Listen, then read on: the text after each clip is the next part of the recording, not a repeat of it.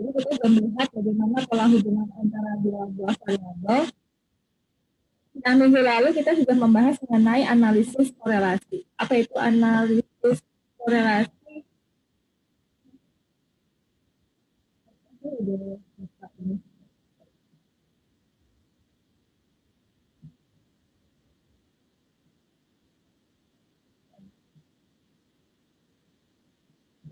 Nah, kemarin analisis korelasi itu adalah analisis yang menyatakan hubungan linear antara dua buah variabel. Jadi, kata kuncinya adalah kalau kita bicara analisis korelasi, kita bicara mengenai analisis hubungan linear. Jadi, hubungannya bersifat linear relationship between two variables. Jadi kata kuncinya kalau we are talking about correlations, that means we are talking about linear relationship between two variables. Jadi kita mencari korelasi antara dua buah variabel, hubungan yang linear. Nah, kemarin kita sudah tahu bahwa jenis data itu mempengaruhi ya. Jadi yang kita perhatikan kemarin adalah kalau tipe data kita bersifat numerik. Ya, numerik dengan numerik, maka kita bicara mengenai korelasi adalah person atau Spearman correlation. Kalau Spearman correlation adalah minimal datanya adalah bersifat ordinal, ya. Kita kemarin sudah membahas mengenai person correlation, kemudian Spearman, di mana Spearman ini bisa digunakan untuk data numerik pada saat data kita ada outliers, atau digunakan jika data kita minimal salah satu adalah ordinal. Apa dimaksud ordinal? Jadi misalkan kita ingin tahu hubungan antara tingkat pendidikan ya dengan penghasilan orang tua. Tingkat pendidikan kita kategorikan ada ordinal. Penghasilan, misalkan kita tanyakan dalam bentuk rupiah, itu adalah numerik. Makanya kalau kita punya variabel seperti itu, korelasinya kita menggunakan korelasi Spearman. Ya. Nah, tapi kalau kita melihat apakah ada asosiasi antara spesies tertentu, dia tumbuh di suatu tempat tertentu. Jadi kita punya data 4 spesies, kemudian kita tahu berapa jumlah spesies ini hidup di hutan A, hutan B, hutan C, hutan D, yang dimana hutan A, B, C, dan D itu mempunyai karakteristik tertentu. Kemudian kita ingin lihat apakah ada apakah spesies tertentu itu cocok nggak tumbuh di hutan tertentu. Nah, kalau seperti ini, berarti kan spesies ini kan nominal. Kemudian karakteristik tipikal hutan ini juga nominal. Nah, dua-dua yang bersifat nominal ini kita akan melihat dengan menggunakan chi-square. Nah, chi-square ini akan kita bahas pada pertemuan kita di Jumat malam. Itu adalah materi terakhir kita untuk melihat association between two categorical variables. Ya. So we are talking about relationship, we are talking about correlation.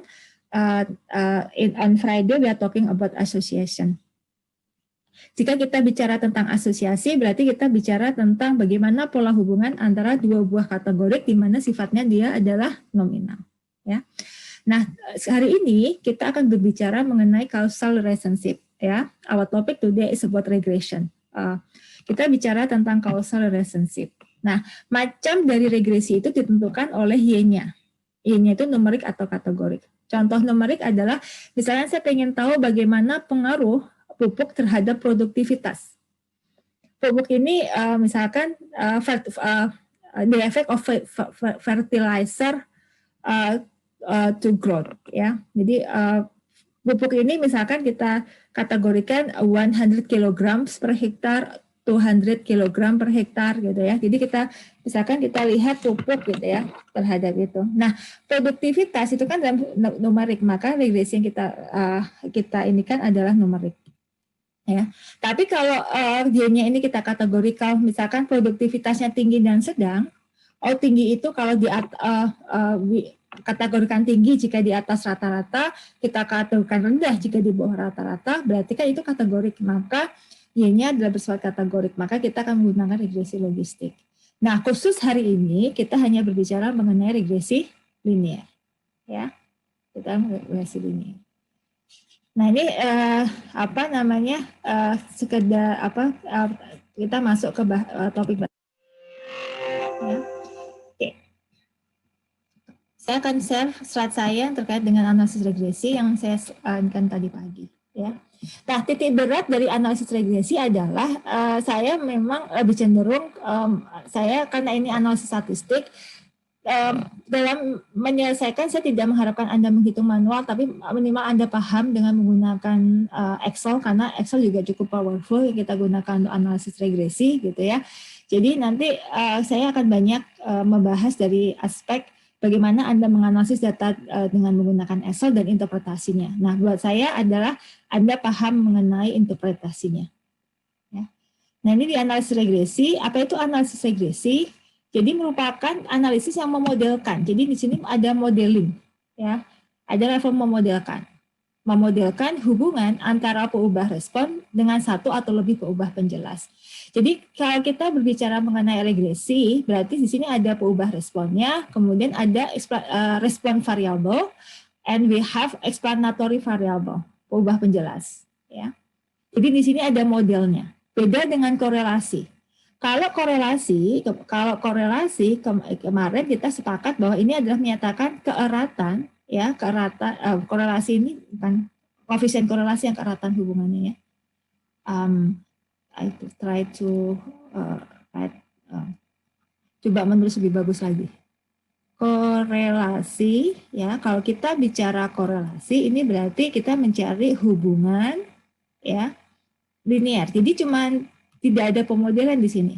Hubungan linear antara dua variabel.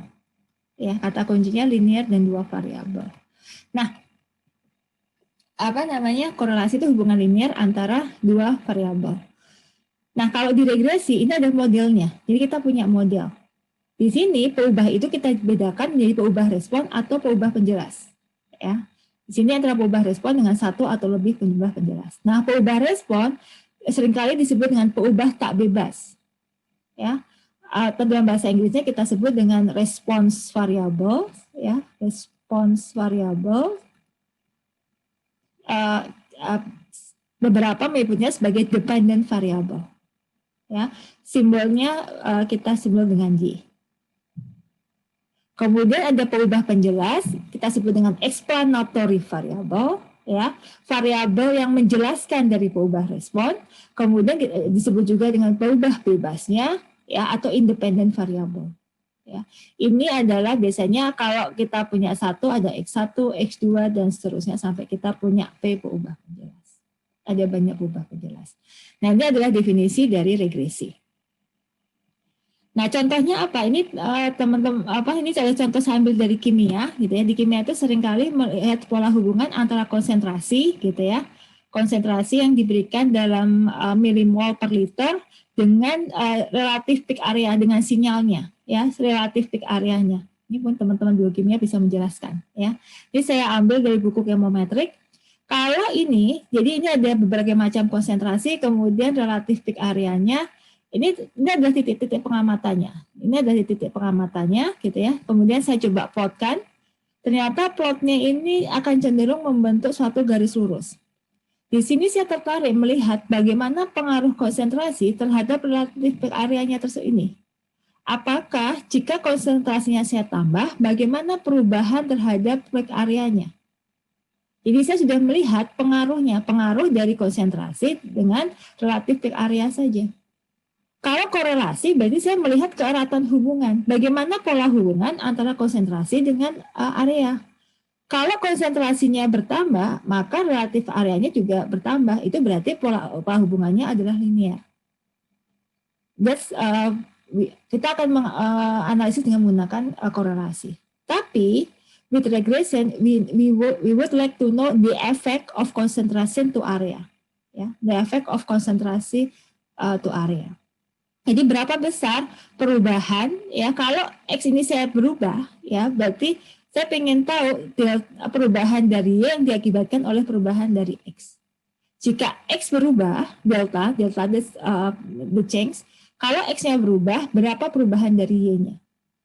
Nah ini kita ingin tahu. Ini disebut dengan beta. Makanya kita akan bermain dengan suatu persamaan regresi. Ya. Kalau saya buat suatu plot garis, maka garis ini adalah garis persamaan regresi. Pertanyaannya adalah bagaimana cara kita menduga persamaan regresi dan apa arti dari koefisien-koefisien yang kita lakukan. Nah, itu yang akan kita pelajari hari ini. Kemudian bagaimana cara kita mengukur kebaikan model? Nah, ini yang kita sebut dengan R square di sini. Ini kita sebut dengan koefisien determinasi. Koefisien determinasi ini artinya semakin besar maka model akan semakin bagus. Semakin mendekati 100% maka model kita akan semakin bagus. Ini kalau kita kalikan dengan 100% hasilnya adalah 99,57%. Berarti model kita sudah sangat bagus sekali. Di kimia kalau hubungan antara konsentrasi dengan efek area diharapkan R square-nya itu sangat tinggi sekali. Ya, seperti ini. Nah, ini adalah aplikasi dari regresi. Paham ya? Nah, sekarang kita akan belajar hari ini kita akan belajar simple linear regression. Ya, dalam bahasa Indonesia kita sebut dengan regresi linear sederhana. What is the terminology of linear? Ya, simple linear regression, linear because linear in parameters. Ya, karena kita bahwa hubungannya adalah linear in parameters. What is the meaning linear of parameters? Misalkan kita punya model regresi seperti ini. YY sama dengan beta 0, beta 1, XI plus EIJ. Maka beta 0, beta 1 ini kita sebut dengan parameter. Nah, sifat dari parameter ini karena dia berbuat penjumlahan, maka ini disebut dengan model yang linear. Model yang linear. Tapi akan beda halnya kalau saya punya model, misalkan ln P gitu ya, sama dengan E pangkat beta 0 plus beta 1X dibagi 1 plus beta 0 plus beta 1X. Saya misalkan ini ada suatu model regresi yang lain. Nah, kita tahu bahwa model-model ini beta 0, beta 1-nya sifatnya tidak linear. Maka kalau seperti ini model kita disebut dengan model regresi non-linear. Karena hubungan antara parameternya tidak linear. Ya, paham ya? Jadi terminologi linear itu adalah linear dalam parameter. Jadi pola hubungannya adalah seperti ini. Nah, terminologi simple sederhana merujuk bahwa kita hanya punya satu peubah penjelas. Ya, kita hanya punya we only have one explanatory variable. So that's called simple. Karena nanti lawan dari simple ya itu adalah multiple. Simple versus multiple. Apa itu multiple? Multiple jika kita punya more than one explanatory variable. Jika kita punya lebih dari satu peubah penjelas.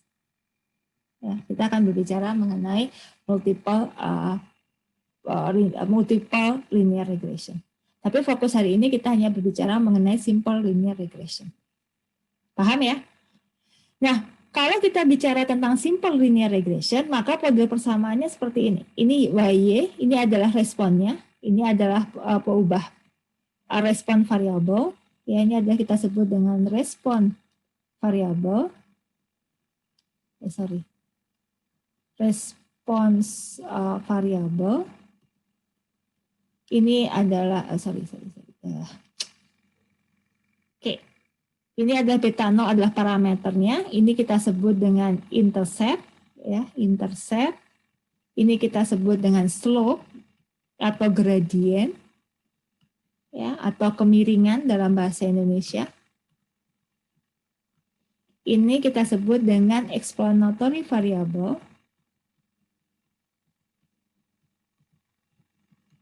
Kemudian ini kita sebut dengan error, ya. Dan ini indeksnya adalah dari indeks pengamatan 1, 2, 3 sampai dengan N. Nah, kata kunci, baik if we are talking about correlation we are talking about regression, that means we have paired data. What is paired data? So for one observation, we have Y and X variable. Jadi kita punya pengamatan terhadap data Y dan X-nya. Jadi misalkan kita ingin melihat hubungan antara tinggi badan dan berat badan, maka tinggi badan dan berat badan ini diukur pada satu individu yang sama. Ya. Kalau kita ingin melihat bagaimana pertumbuhan penduduk, hubungan antara pertumbuhan penduduk dengan tingkat ekonomi di suatu wilayah, maka pengamatannya harus sama. Jadi pengamatan kita harus mengamati pada unit pengamatan yang sama. Apakah kita pengamatan terhadap suatu area tertentu atau kita pengamatan pada suatu waktu tertentu. Tapi dua-duanya harus diasumsikan pada satu periode yang sama. Ya, itu makanya kita berbicara mengenai regresi dan kita bicara mengenai korelasi. Nah ini kalau simple linear regression model, tadi kita sudah dapat modelnya yaitu Y sama dengan YI sama dengan beta 0 plus beta XI plus EI gitu ya. Kalau kita duga persamaan garisnya, maka saya dapat beta 0 plus beta X. Maka ini merupakan persamaan garis. Jadi ini adalah Y duganya. Ya. Nah sekarang pertanyaannya, apa makna beta 0 dan apa makna beta 1? Beta 0 itu adalah titik potong pada sumbu X, Y. Ya, titik potong pada sumbu Y. Jadi kalau X-nya sama dengan 0, X sama dengan 0, maka beta 0 ini, maka nilai Y itu sama dengan beta 0. Dan ini adalah sama dengan rata-rata dari Y-nya. Ya. Beta 0 adalah nilai Y ketika X sama dengan 0. Ya. Sedangkan beta 1 mean slope or gradient. Slope or gradient. Ya. So, ini. Jadi sebenarnya beta 1 itu kita terjemahkan sebagai perubahan Y akibat dari perubahan X. Sehingga jika X berubah sebesar satu satuan, berapa perubahan dari Y-nya? Maka jika X berubah sebesar satu satuan, maka Y akan berubah sebesar beta 1 satuan. Ya. So if X change 1 unit, so the Y will change beta B units. That is meaning of beta B. Ya. Maka kita sebut dengan slope atau gradient. Semakin besar beta 0-nya, maka kemiringannya akan semakin tajam. Semakin kecil beta 1-nya, maka dia akan semakin landai. Grafik yang kita lakukan, yang kita buat. Nah, sehingga ini adalah maknanya seperti itu. Ya. Nah, ini sebagai contoh adalah kalau tadi persamaan ini adalah, beberapa suka menuliskan terbalik. Kalau ini output Excel, jadi ini adalah beta 0-nya, ya, beta 0 dugaan. Ini adalah beta 1 dugaan. Beberapa menuliskan seperti itu. Kalau kita tuliskan dalam format kita, maka sebenarnya dia adalah 0,7628 plus 1,3665X. Ini kalau kita tuliskan dalam model tadi. Apa interpretasinya? Ini adalah jika konsentrasi sama dengan 0, maka luas areanya sebesar 0,7628. Ya, ini interpretasi dari beta 0. Sekarang kalau kita tahu beta 1 adalah 1,3365, interpretasinya apa? Jika konsentrasi bertambah sebesar 1 milimol per liter, maka luas maka area akan bertambah sebesar berapa? Akan bertambah sebesar 1,3665. Ya. Nah, ini interpretasi dari beta 1. Jadi kalau artinya jika konsentrasi bertambah 1 milimol, maka area akan bertambah sebesar 1,3665. Itu kita sebut dengan beta 1. Itu interpretasi dari beta 1 dan beta 0. Ada pertanyaan sampai sini? Paham ya? Bisa diikutin ya? Oke, good. Nah,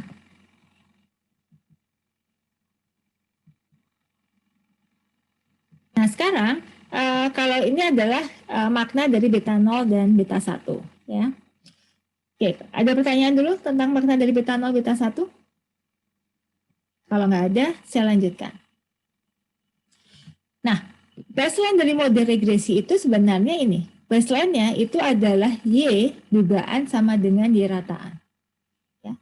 This Y hat, ya, this the prediction, ya, Y hat is equal dengan average of Y. Ya, ini adalah model baseline-nya.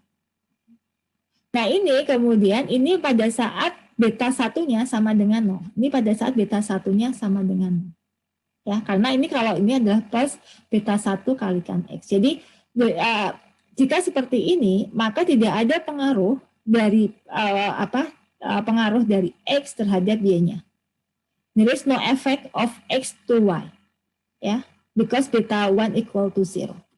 This is the baseline of model regression. Tapi kalau kita punya titik-titik seperti ini kan nggak mungkin modelnya seperti ini, pasti akan ada garis seperti ini. Sehingga kalau kita punya persamaan garis seperti ini, beta satunya nggak pasti tidak sama dengan 0.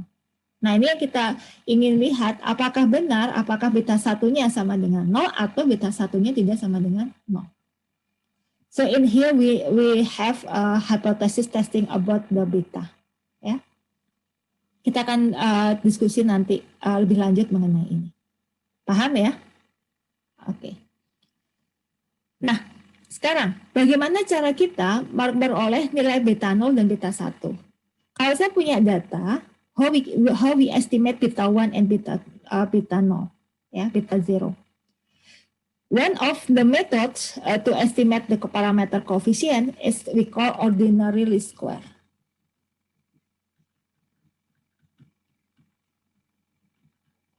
These are the methods to estimate the parameter model regressions. Dalam bahasa Indonesia, kita sebut dengan metode kuadrat terkecil.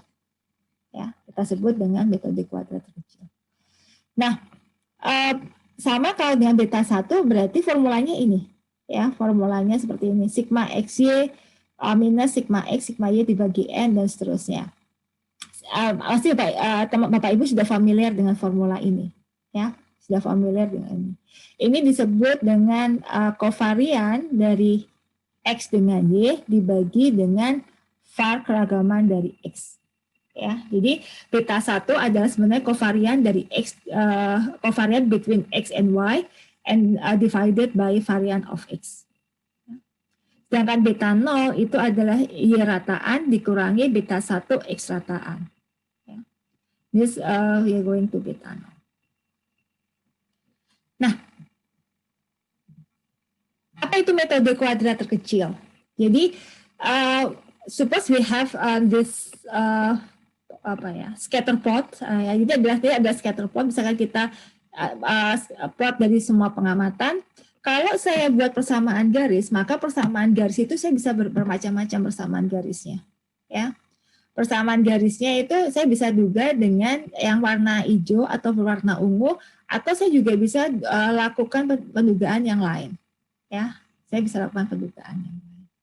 Pada saat saya melakukan pendugaan persamaan regresi, itu selalu ada celah, ada jarak antara dugaan yang saya peroleh dengan pengamatannya. Jadi ini adalah pengamatan. Ini pengamatan. Nah, jarak ini saya sebut dengan error. Ya, dengan error.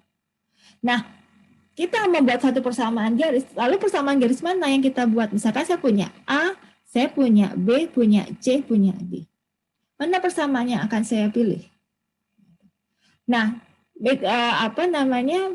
karena saya punya banyak error di sini, ini ada error kalau terhadap A, kalau saya terhadap yang hijau berarti ini adalah error terhadap yang hijaunya gitu ya, model-model saya terhadap hijau. Karena setiap data ada errornya, maka saya tertarik kepada jumlah kuadrat galat ya, atau sum square of error ya. We have sum square of error ya. Nah, we try to minimize the sum square of error. Jadi bagaimana caranya supaya ini adalah dapatnya minimal, ya, meminimalkan sum square error. Nah, inilah yang disebut dengan ordinary least square. Ya, we try to minimize the sum square of error. Sehingga kita akan dapat ya dugaan ini adalah merupakan penduga yang terbaik ya, yang terbaik yang kita peroleh dari ordinary least square. Oke, ini adalah filosofinya kenapa kita bisa dapat beta 0 dan beta 1. Ya. I will expand this later. Ya. Nah, di sini kalau kita akan melakukan pengolahan data dengan Excel cukup sederhana sebenarnya. Ini kita masukkan saja, ini concentration, ini areanya. Kemudian Anda melakukan insert, kemudian pilih yang scatter, ya, scatter plot. Maka Anda akan dapatkan seperti ini, ya. Kemudian di sini ada quick layout, Anda tinggal pilih saja yang menggunakan function ini, maka akan muncul ini. Langsung dapat hasilnya. Berarti Anda akan dapat persamaan regresinya dan ukuran kebaikan model. Dan ini adalah pengamatan aslinya, ini adalah pengamatan dari ininya. Kemudian yang titik-titik linear area ini adalah kita sebut dengan Y dugaan. Ya. Oke. Jelas sampai sini? Ada diskusi? Ibu izin bertanya. Ya, silahkan. Saya kan pernah baca untuk uji regresi ini ya Bu ya. Itu sebelum diuji regresi itu harus uji normalitas. Uji normalitas itu suatu keharusan atau bisa di skip langsung lakukan uji regresi. Terus yang kedua di yang bukunya itu juga bilang seandainya tidak di uji normalitas tidak normal terjadi normal maka tidak bisa dilanjutkan dengan regresi atau ditransformasi menggunakan regresi yang pakai len atau pakai logaritma gitu. Oke, ya. Good question ya, pertanyaan bagus. The question is, do we need assumption linear distribution to this data gitu ya? Apakah kita membutuhkan asumsi linear normalitas ya, normal distribution from this data? Jadi apakah data kita harus menyebar normal? Ya. Nah sekarang regresi linear itu kan kita menggambarkan pola regresi linear. Sebenarnya kalau data kita plotnya seperti ini, ya kalau plotnya seperti ini kan cenderung data kita linear kan sebenarnya, ya nggak? Dan kalaupun kita estimasi, kita akan dapat persamaan ini. Normality test we need if we would like to test the beta null. Kita punya hipotesis. Apakah beta null equal 0 or beta null unequal 0. Ini. Kalau kita akan menguji. Kemudian yang kedua, apakah kita menguji beta 1 equal 0 or kita akan menguji beta 1 not equal 0. Kita akan menguji apakah benar beta 0 dan beta 1 itu memang tidak berbeda dari 0. Jika kita fokus kepada pengujian ini, ya, maka kita membutuhkan asumsi kenormalan. Kenapa? Itu akan kita bicarakan pada poin berikutnya. Ya. Sebelum kita masuk ke pengujian hipotesis, pertanyaan saya, apakah ada pertanyaan tentang pendugaan parameter? Jelas ya? Oke. Nah, sekarang kita berbicara mengenai pengujian hipotesis. Kenapa pengujian hipotesis itu kita perlukan? Ya, ini adalah cara lain Anda sebelum ini. Nah,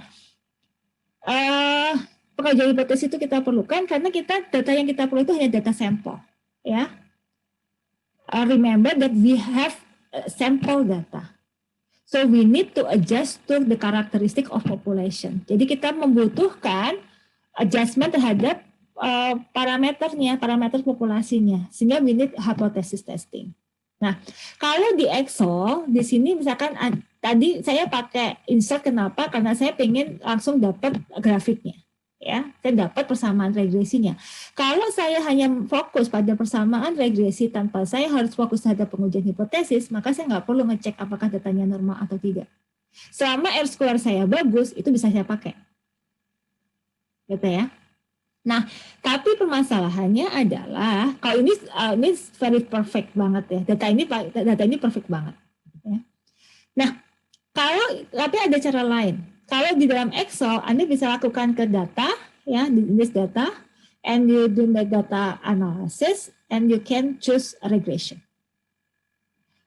And regressions, ini adalah dialog, ya, the dialog box of regressions. Masukkan Y range-nya. Nah, ini jangan sampai kebalik. Kalau di sini, Anda harus menentukan mana peubah respon dan mana peubah penjelas. Ini nggak boleh kebalik, ya. Kalau kebalik nanti hubungannya menjadi salah. Ya. Ini adalah dari area, Y1-nya ini adalah area gitu ya. Ini adalah di sini. Kemudian untuk inputnya adalah ini, ya, concentration. Kemudian karena di sini baris pertamanya ini adalah apakah dituliskan sebagai labels gitu. Ya. Nah, di sini ada residual, di sini ada normal probability plot. Kalau Anda ingin mengecek ya apakah datanya normal atau tidak, Anda tinggal klik di sini. Ya. Kemudian kalau Anda ingin line plotnya, fit plotnya, tinggal klik ada di sini. Ya, itu kita cek. Nanti saya belum ngecek tentang normal probability plotnya. Nah, kalau saya menggunakan regression, ya, saya menggunakan regression, maka saya akan dapat output seperti ini. Ini adalah summary outputnya. Pertanyaannya adalah bagaimana cara-cara membaca output tabel ini, ya. Nah, sebentar. Nah, apa kita sebelum saya berbicara tentang normality plot, saya ingin kita menerangkan apa interpretasi dari model output ini. Ya. Yang pertama adalah pengujiannya. Bagaimana kita menguji tadi? Kalau saya ingin menguji H0, apakah beta 1 sama dengan 0, kemudian beta 1 not equal 0. Jadi saya ingin apakah ada pengaruh X terhadap Y. Ini berarti mengatakan adalah tidak ada pengaruh antara X dengan Y. Sedangkan di sini berarti ada pengaruh antara X dengan Y. Saya bisa menggunakan dua cara. Saya bisa menggunakan parsial atau perkoefisien untuk uji T-nya, atau saya menggunakan secara bersama-sama disebut dengan uji F atau ANOVA. Ya. Sehingga kita akan fokus di dua itu dulu. Nah, ini kalau kita menggunakan ANOVA, maka hipotesisnya tadi, saya akan menguji apakah beta 1 sama dengan 0, kemudian beta 1 tidak sama dengan 0. Analisis of variance, ya, analisis of variance, kita membedakan antara jumlah kuadrat total, ya. Jadi we have this model. Ya, berarti kita punya di sini adalah kita sebut dengan jumlah kuadrat total, ya, sum square total. And this one we call sum square regression, ya, sum square regression with sum square error. So that means sum square total is sum square regression plus sum square error.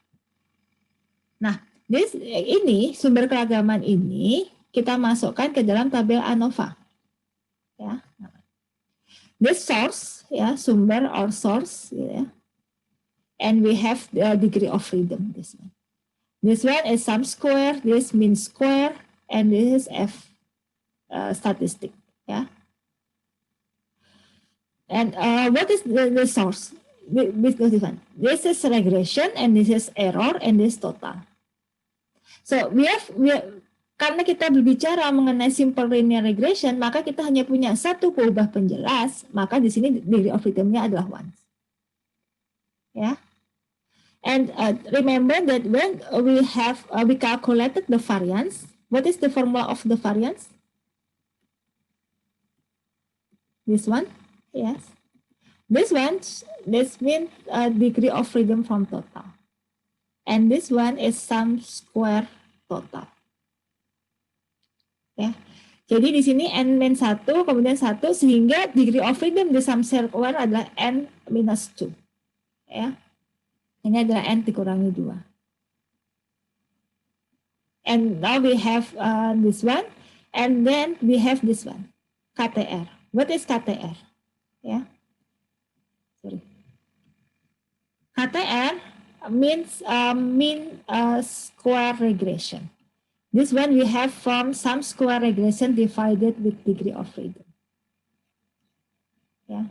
Jadi kalau kita bicara kuadrat tengah regresi adalah jumlah kuadrat regresi dibagi dengan derajat bebas. Ini cara memperolehnya. Ya. And we have this one.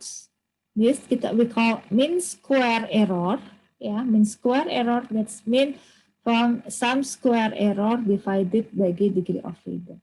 Ya, atau sebenarnya ini kita dapat adalah KTE, ya, kita nyebutnya KTE itu atau KTG sebenarnya, KTE atau KTG, karena dalam bahasa Indonesia error itu kita sebut dengan galat, ya. Itu adalah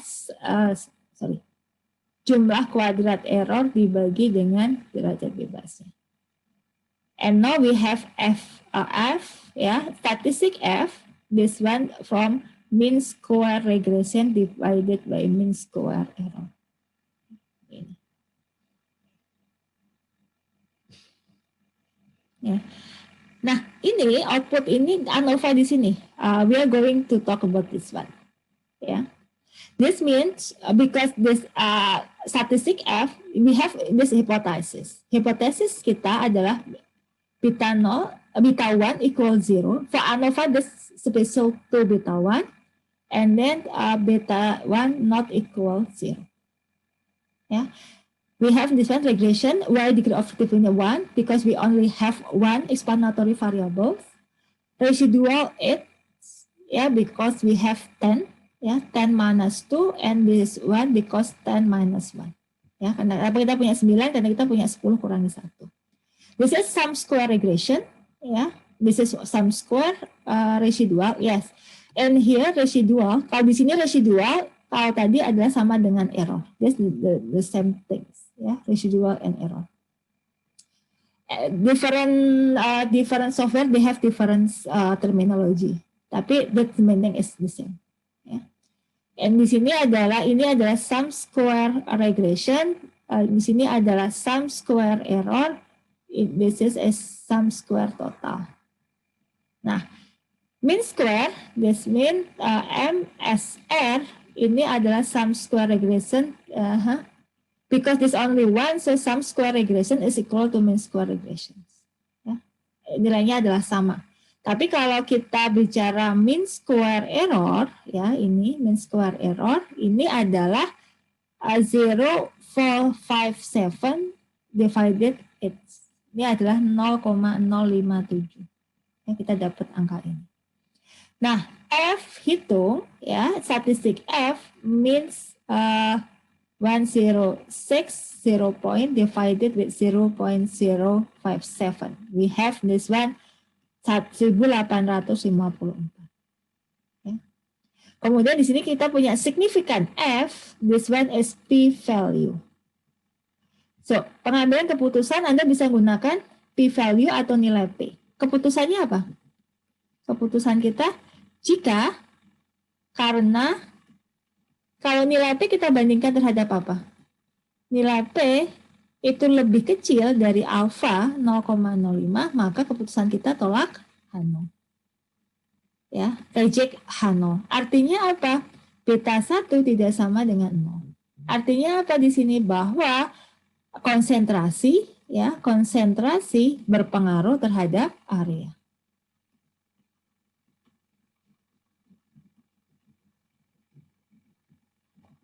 Konsentrasi berpengaruh terhadap area. Paham sampai sini? Ada pertanyaan? Jadi untuk pengambilan kesimpulannya kita bisa menggunakan tabel ANOVA. Ya, ini adalah P value.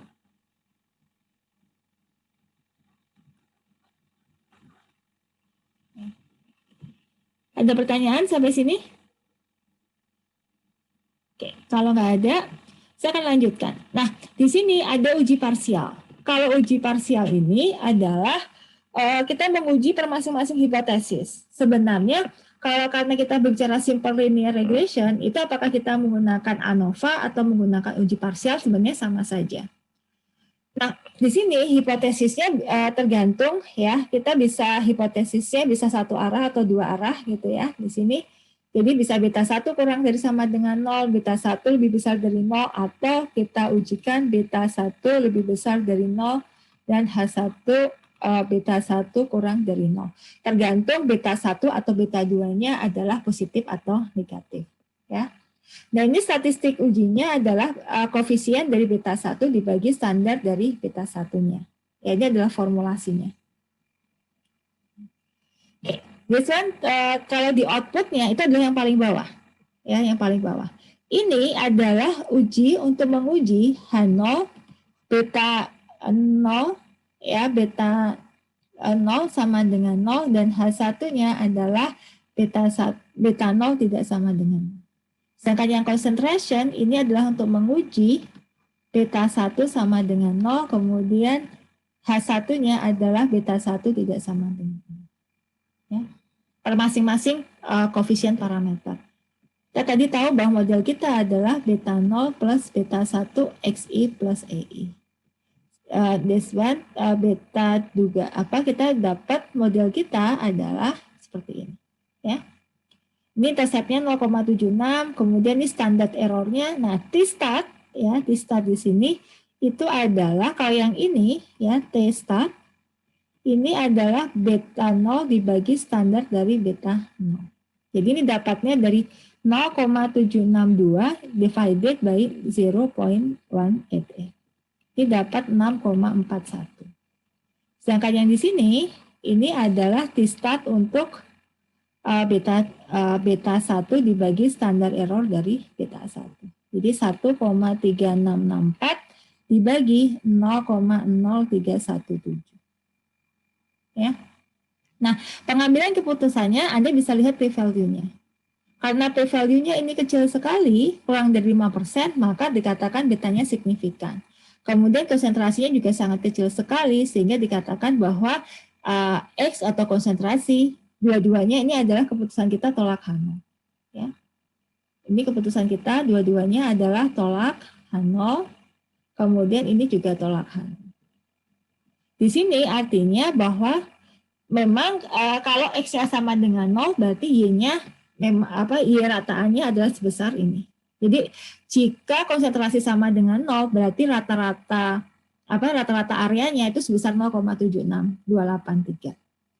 Sedangkan untuk beta 1-nya ini jika konsentrasi meningkat sebesar 1 milimol per liter, maka areanya akan meningkat sebesar 1,3664.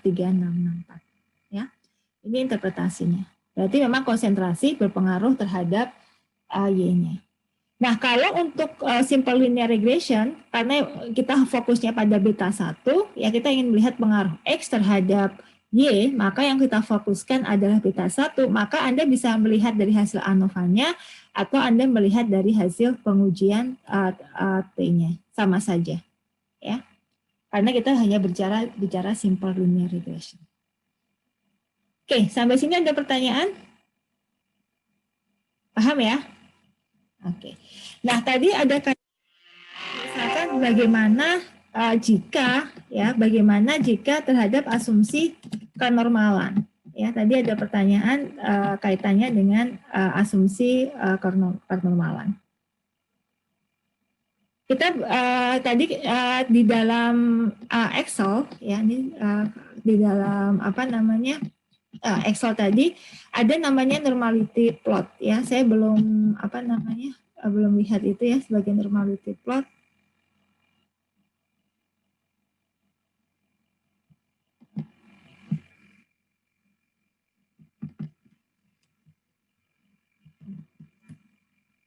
Saya ternyata belum simpan datanya.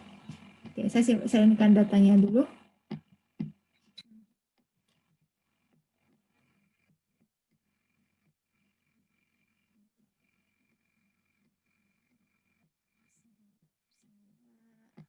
Ambil datanya dulu. Karena tadi malam saya belum simpan datanya.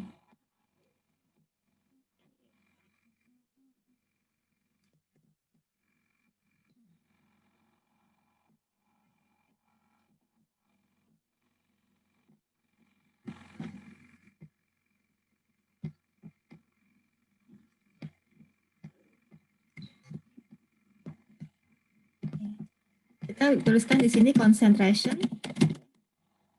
bagi X gitu ya. Kemudian sini 0,2, 0,2, 0,5. Kalau mau ya kita tuliskan ini sebagai pengamatan. N-nya ada 1, 2, 3, 4, 5, 6, 7, 8, 9, 10. Jadi pasangan ya. Ini adalah 1, 2, 3, 4, 5, 6, 7. Kemudian ini adalah areanya. Area kita definisikan sebagai Y. Ini Excel saya kelihatan kan ya? Yang kelihatan Excelnya ya.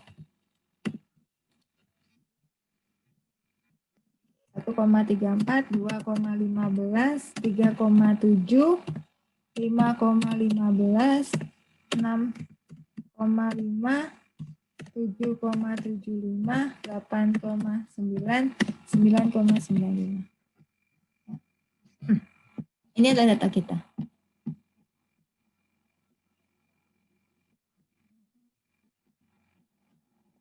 Kemudian kita ke data, kita klik aja dua ini, kita ke data, kemudian data analysis.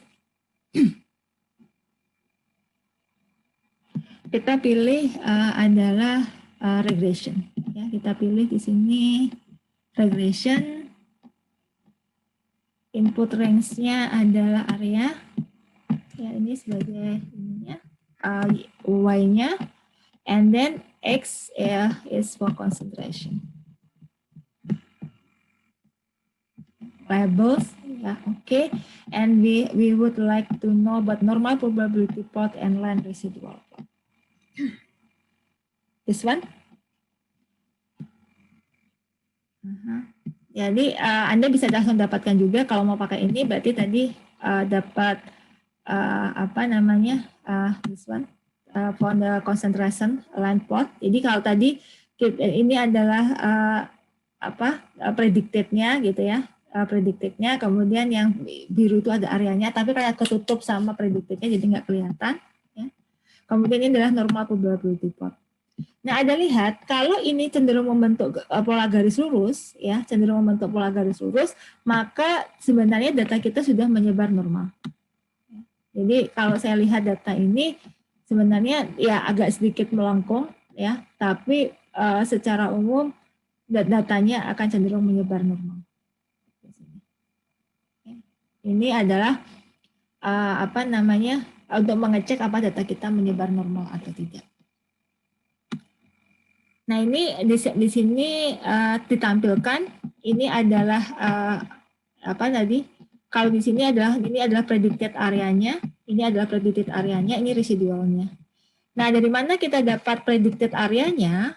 Ya, predicted area ini sebenarnya diperoleh dari persamaan regresi kita. Jadi kalau saya punya tadi punya X dan Y, ya, berarti predicted-nya itu adalah saya masukkan beta 0, ya, kita punya beta 0, ya, beta 0, ya, kita kuncikan ditambah dengan beta 1, ya, kan ini kan nilainya tetap ya, saya kalikan dengan masing-masing X-nya, saya akan dapat nilai predicted-nya. Nah, residual, kalau di dalam residual atau kita we call error, ya, ini sama saja, ya, residual or error. Ini adalah area dikurangi area aslinya dikurangi dengan predicted. Ini kalau saya kopikan datanya akan sama.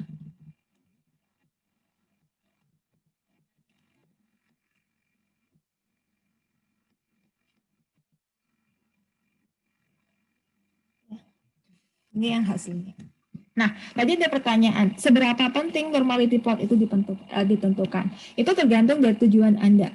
Ada dua hal di dalam regresi tujuan kita, apakah untuk prediction, ya, untuk prediction, or untuk parameter estimation.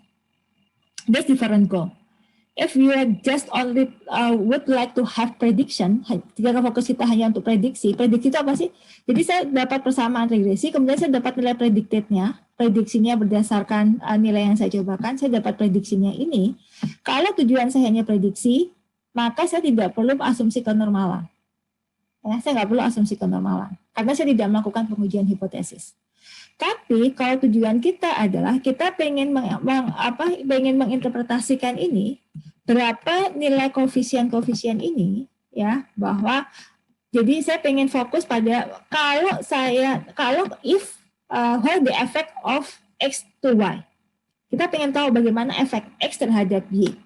Jika X-nya berubah sebesar satu satuan, maka berapa perubahan terhadap Y-nya. Nah, kalau fokus kita seperti itu, maka kita fokus pada parameter estimation. We focus on parameter estimation. We need a hypothesis testing for that one. So we need normality assumption. Otherwise, we don't need normality assumption. Gitu ya, Pak Fikih? Jawabannya? Paham ya? Terima kasih, Ibu. Sama-sama. Ya. Baik, ada lagi pertanyaan sampai sini? Ya. Jadi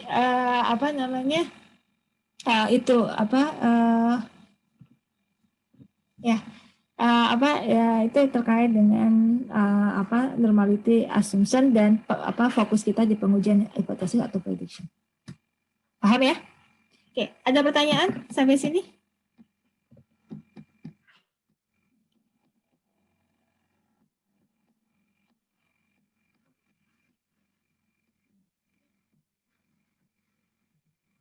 Nah, kalau tidak, kita masuk ke materi terakhir kita, ya. Materi terakhir kita adalah setelah kita melakukan pengujian hipotesis, kemudian kita tahu how well atau how fit our regression model. Jadi seberapa bagus model regresi yang kita buat. Nah, seberapa bagus regresi yang kita buat atau how fit the model, ya, itu kita ukur dengan R square, or coefficient determination, ya, coefficient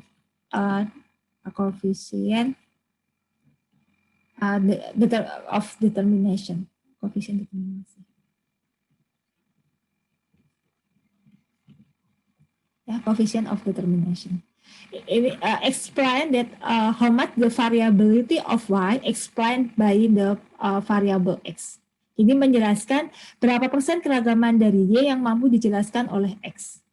If the model is good, so the variability of x of y should be large explained by x.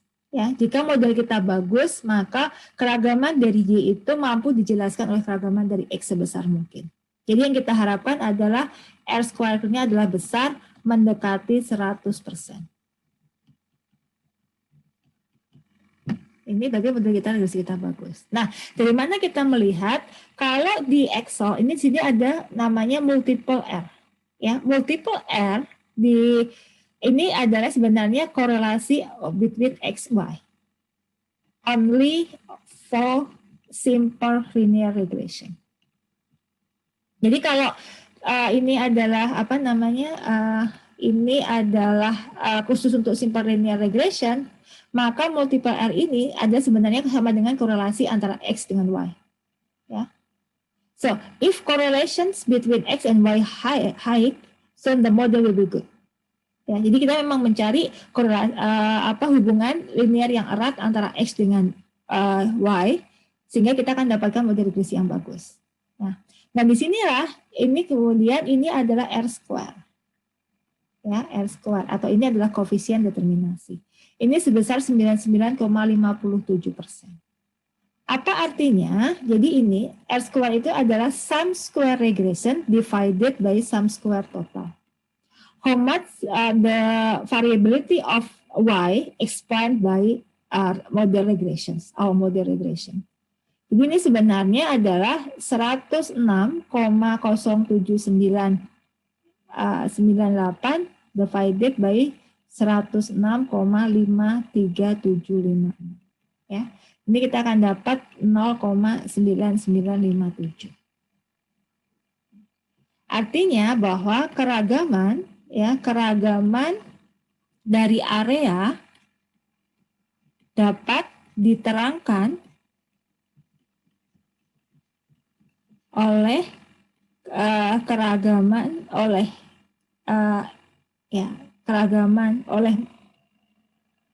X-nya itu apa tadi? Konsentrasi sebesar 99,57% dan sisanya diterangkan oleh faktor lain.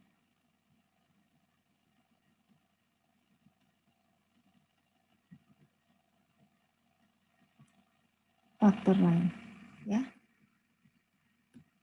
That means that how much the variable of area can be explained by concentrations 90.50%, and the others explained by another factor. Ya, jadi terangkan oleh faktor lain itu berarti komponen lain yang tidak diterangkan oleh area. Nah, model ini sangat bagus sekali karena mampu menerangkan keragaman dari area itu. Jadi artinya kalau di sini kalau R square-nya mencapai 99,57%, artinya konsentrasi itu memang merupakan menghubungkan dengan puncak area tadi. Gitu ya. Paham ya? Oke. Nah, di sini ada statistic line adjusted R-square. Kalau untuk simple, from the simple linear regression is the same because R-square adjusted rumusnya adalah 1 dikurangi sum square error divided by sum square total. Jadi kalau R-square we focus for sum square regression, kalau di R-square kita fokus pada jumlah kuadrat regresi, kalau di sini kita fokusnya pada sum square error. Nah, standard error, we have this one, standard error, we call standard error is square root of sum square error. Jadi ini adalah akar dari 0,0572, this one, not sum square but mean square, akar KTG, yaitu sebesar 0,239. Kita punya kemudian observasinya itu adalah N sama dengan 10. Ya, ini adalah ini. Kalau ditanyakan berapa R square-nya adalah 99,57%. Paham sampai sini? Ada pertanyaan? Oke.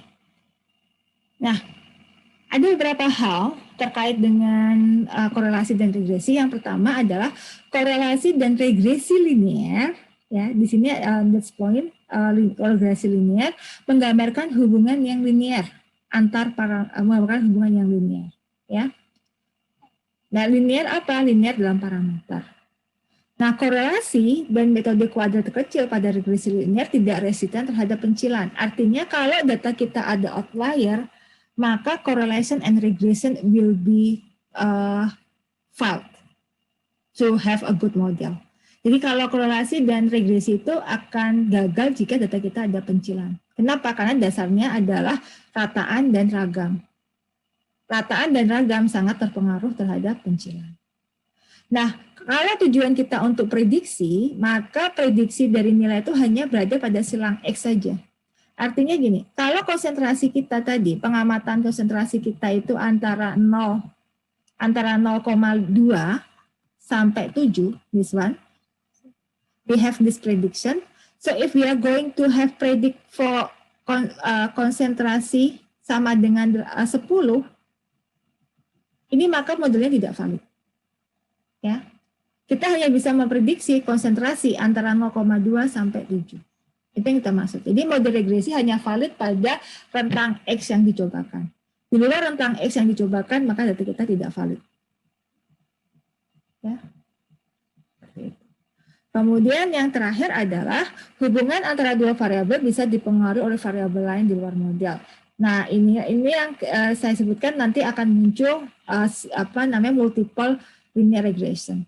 Ya, siapa tahu misalkan hubungan antara dua buah variabel, misalkan regresi, ya R square-nya misalkan kita dapat cuma 56%. Nah, untuk meningkatkan R square, maka perlu penambahan variabel lain. Penambahan variabel penjelas lain. Nah, ini yang kita sebut dengan multiple linear regression. Nah, tapi kita nggak akan bahas ini, ya nanti silahkan Anda baca sebagai bahan pengayaan. Oke, ada pertanyaan sampai sini untuk materi ini?